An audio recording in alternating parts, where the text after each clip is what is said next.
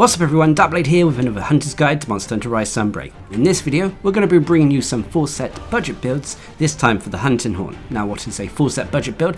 Well, it's a basic budget build created from one armor set. Whilst the armor is from one specific monster, the weaponry as well as talismans come from other sources. But regardless, these budget builds are aimed to give you strong builds to take you through the game, through the story of Monster Hunter Rise Sunbreak and into endgame. Now as always, if you find these videos helpful, please consider subscribing to the channel as well as leaving a like on the video, as I try to bring you a variety of different builds for all the weapons in the game.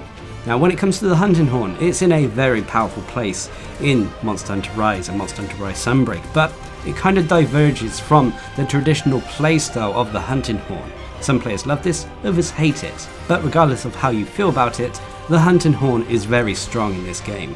Fighting off the stigma of being a support weapon, it's now a very potent DPS weapon. These budget builds, shown in this video, capitalise on that, increasing its DPS potential whilst increasing a hunter's quality of life. So the first build I refer to as the Affinity budget build, or if you want a more colourful name, then the Senator build. This build is all about having high affinity to take down monsters quickly.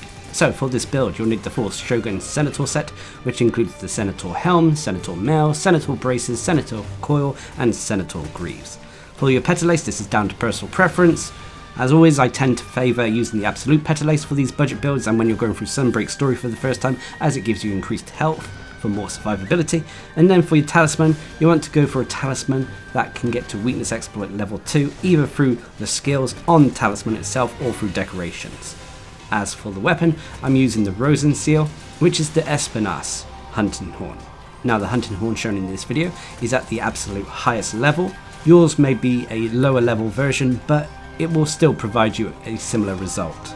As for the Rampage skill, go for one of the anti-species decorations. Now speaking of decorations, you've got a fair few to play around with. So I've gone for Critical Jaws to max out Crit Boost, I've then gone for Tenderizer Jaws to max out Weakness Exploit, Venom Jaws to max out Poison Attack, and then finally a Sonorous Jaw to max out Horn Maestro. So if you've done what I've done here, you'll have a build with a raw attack of 340 with a poison rating of 38. You'll also have a decent chunk of purple sharpness with 60% base affinity, which can easily be 100 when you take into account Weakness Exploit. You also have access to the following melodies: Health Recovery S and Antidote, Knockback Negated, and Attack and Defense Up. You'll also have a strong defense of 701 that is strong against Dragon and Water, but unfortunately weak to the other elements. As for the switch skills when it comes to the Hunting Horn, I feel these are down to personal preference. So when it comes to the skills, first of all you have Critical Eye at level 7. Critical Eye is a skill that increases the base affinity of a build, nice and simple. You'll then have Peak Performance at level 3, which is our main increase to our raw attack. Peak Performance is a skill that increases our raw attack whenever we have full health. You'll then have Critical Boost at level 3, increasing the damage of our attacks whenever they crit a monster. You'll then have Weakness Exploit at level 3, increasing our affinity whenever we're attacking monster weak points. You'll then have Poison Attack at level 3, which increases the poison rating and build-up of the ailment. And rarely is a monster completely immune to the poison ailment, which means that we're able to poison monsters and deal some nice fixed damage over time to them. You'll then have Handicraft at level 3, a byproduct of the armor, but it's still useful as it increases our weapon's sharpness.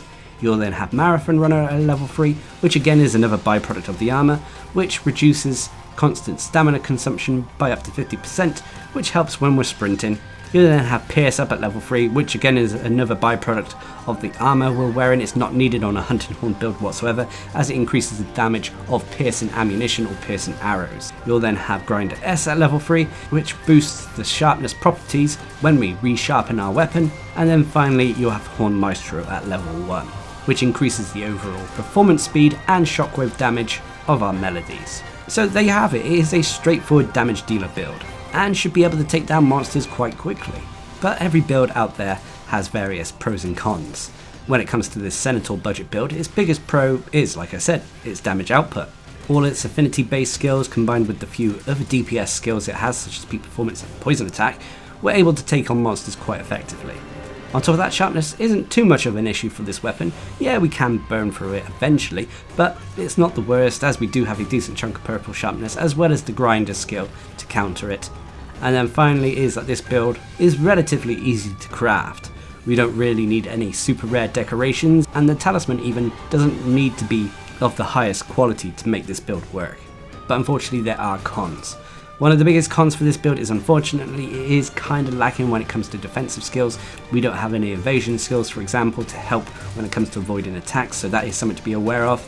And the final con is unfortunately we have to remember to be at full health to deal maximum damage so we can get that peak performance buff. But regardless, despite all the cons, this is still quite a strong full set budget build that you can get quite early on your adventures through Monster Hunter Rise Sunbreak and should see you through to endgame. Just be aware that this build is mainly an offensive build and not a defensive build. But there's always more than one build out there, and the second build has a little bit more quality of life and a few extra defensive skills combined with a strong offense to see you through to the end of the game. And this build I refer to as the Bloodbright build or Mao Zeno build. This build uses the full Mao Zeno set to give us a potent health drain and strong offense. So for this build you'll need the full Mao Zeno set, which includes the Mao Zeno helm, mail, braces, coil and greaves. For my petalace, absolute petalace again, and then for your talisman, I've gone for a talisman that simply increases our critical eye. To be honest, with this build, the talisman is kinda down to personal preference in all honesty, so go with something that you personally want to use. As for my weapon, I'm using the Tigrex Roar, which is the Tigrex hunting horn, which has an anti-species decoration attached to it. As for the decorations, I've gone for sharp jaws for protective polish, I've then gone for a sonorous jaw for a point in Horn Maestro, destroyer jaws to max out part breaker, grinder jaws for points in speed sharpening, critical jaw for a point in critical boost, and finally a brace jaw for a point in flinch free. So if you've done what I've done here, you have a build with 383 raw attack with no element. You'll have purple sharpness, although this potentially could be lower if you're going through the game for the first time and have a lower level version of the Tigrex hunting horn. You also have minus 5% affinity, but this is countered thanks to weakness exploit, which can potentially give us a 45% increase to our affinity. As for the melodies available to the Tigrex hunting horn, you have Earplugs S, Attack Up and Sonic Waves. And you'll have a strong defense of 751 that is strong against thunder and water, but unfortunately weak to the other elements. As for the switch skills, these are down to personal preference. So when it comes to the skills, first of all you have attack boost at level 4, increasing the raw attack of a build, and at level 4 or above, it also gives us a percentage bonus to that raw attack. You'll also have critical eye at level 3, increasing the affinity of this build and countering that negative affinity found on the Tigrex hunting horn. You have weakness exploit at level 3, allowing us to potentially increase our affinity by 50% whenever we're attacking monster weak points. You have protective polish at level 3, which allows us to put a protective coating over our sharpness gauge, preventing any sharpness loss for a small duration of time whenever we sharpen our weapon, helping us keep that purple sharpness on the Tigrex hunting horn for a longer period. You'll then have recovery speed at level 3, which is a byproduct of the talisman I'm using. Recovery speed is a skill that increases how quickly we can recover red health on our health bar naturally. You'll then have blight resistance at level 3, which nullifies and negates all elemental blights on a hunter. You'll also have Part Breaker at level 3, which increases how effectively we can break monster body parts. This will be taken mainly in unison with the Bloodbright skill, which we'll talk about in a moment. You'll then have Speed Sharpening at level 3, which increases how quickly we can sharpen our weapon and apply that protective polish coating to our sharpness gauge.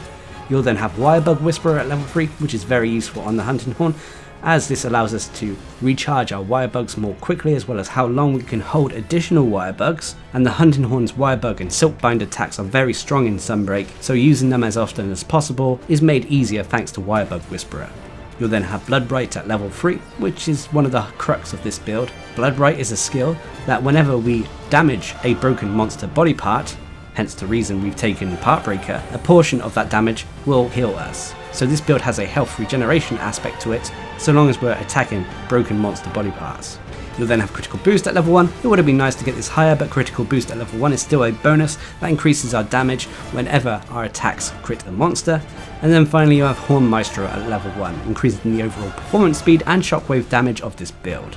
You have to remember with the hunting horn, shockwave damage cannot crit, so doesn't benefit all the time from affinity based skills. But it doesn't mean that you shouldn't take those skills. And then finally you'll have flinch free at level 1, negating minor knockbacks from monsters and especially our allies. So that is the Bloodbright build, but even this one comes with pros and cons. One of the biggest pros is the Bloodbright skill. This skill allows us to heal ourselves without having to sheath our weapon and drink a potion, meaning that we can stay in the fight for longer and keep the assault going. On top of that, this build also has decent damage output. Thanks to attack boost, critical eye, weakness exploit and more, we're able to bring down monsters quite quickly. And on top of that, this build actually does have a few quality of life skills. From Protective Polish, Recovery Speed, Blight Resistance, Partbreaker, Widebug Whisperer and a few others, it will all make a hunt feel easier than it potentially is. But of course, there are cons. One of the biggest cons for this build is we only have a small portion of purple sharpness, which we can burn through quite quickly. This is countered thanks to Protective Polish though, but it is still a con nonetheless. And once again, this build also is a little bit lacking when it comes to defensive skills. We have no evasion skills or damage reduction skills, so that's something to be mindful of. Of course, remember with the Hunting Horn, even if you don't have evasion based skills in your build, you can still move around the map quite quickly thanks to the Slide Beat Silkbind move. But regardless, this is still a very potent build for the Hunting Horn, one of my favourites in fact, and I would strongly recommend it for any Hunting Horn player who's looking for a build to get them through to the end game and start farming those afflicted monsters. Now as a reminder, as always these builds are not concrete, you can change them to what suits your fancy if you so wish, which is one of the reasons why I love Monster Hunter. But what are your thoughts? Please leave a comment down below, and until next time, I've been Darcblade, bringing you another full set budget build, this time for the Hunting Horn in Monster Hunter Rise Sunbreak. Hope you enjoyed the video, thanks for watching, subscribe and like for more.